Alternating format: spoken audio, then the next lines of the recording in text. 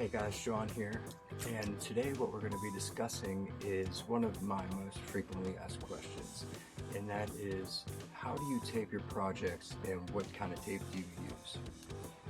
So first we're going to start off. I'm going to show you this. This is the Scotch Blue painter's tape. Now if you're poking holes, this is the ideal tape to use. Other tapes that I've used, when you poke the holes, it likes to pull the beads off the board. This pretty much stays as tight as you get it. So what we're going to do now, behind me, I have a finished commission that I'm going to tape for you guys now. So before I get started with taping, what I like to do is put a piece of poster board underneath the boards, and what this allows me to do is slide it off into the pieces of wooden paneling I use to sandwich and flip my boards so I can peel the boards off the back and get it ready for ironing, and I will be showing you that.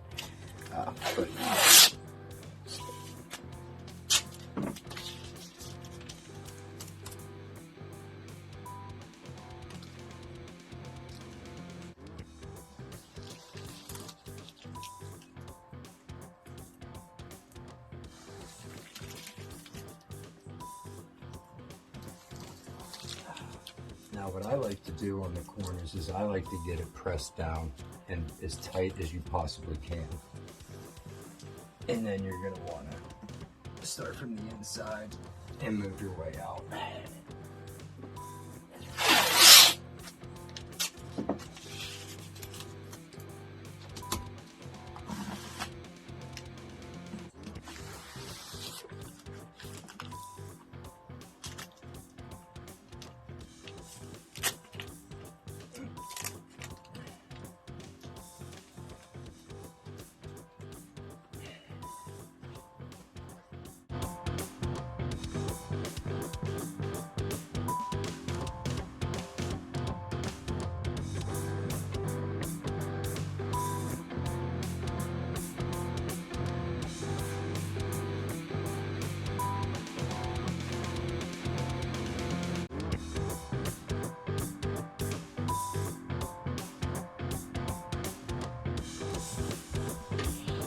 Now that I'm finished taping, what I'm going to do is I'm going to trim the excess tape off.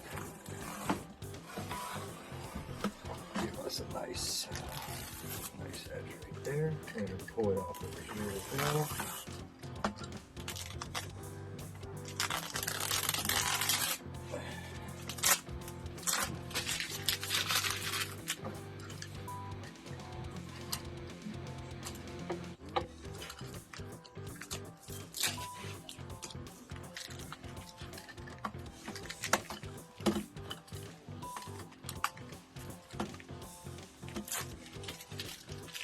Okay, so now that we're finished taping and cutting, what I'm going to do is I'm going to take a board and I'm going to poke the holes. Now I only do about 3 or 4 rows at a time, because if you try any more than that, there's a good chance that it could get stuck and it might pull the beads up. And not only that, it's just extremely difficult to try to do an entire board at once.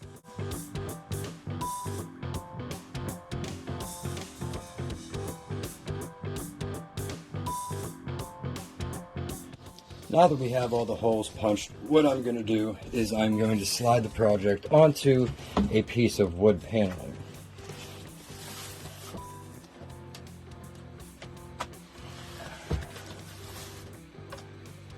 If it'll come. There we go. Okay. Now that we have it on this, what we can do is get rid of our poster board.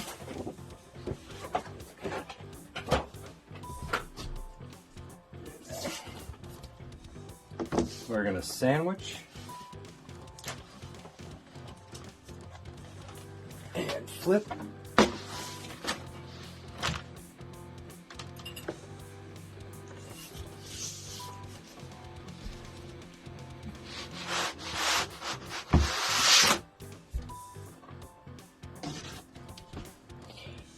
So once we have a flip, the next thing I have to do is remove the boards. So start down here.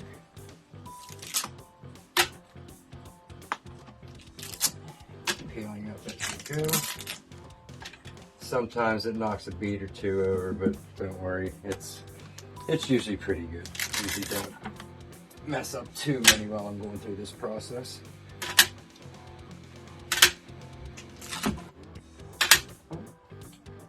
Looks like I actually forgot a bead.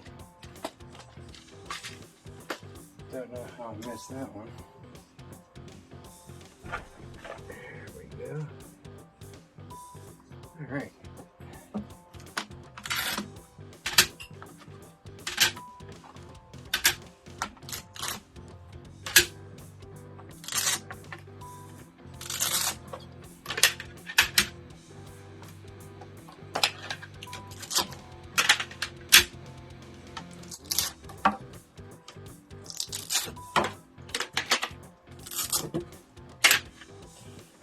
Now that we're done removing the boards, the next step is to iron. So stay tuned for my next video where I'm going to be showing you the equipment I use to iron and the process of actually getting this thing complete. Thanks for watching.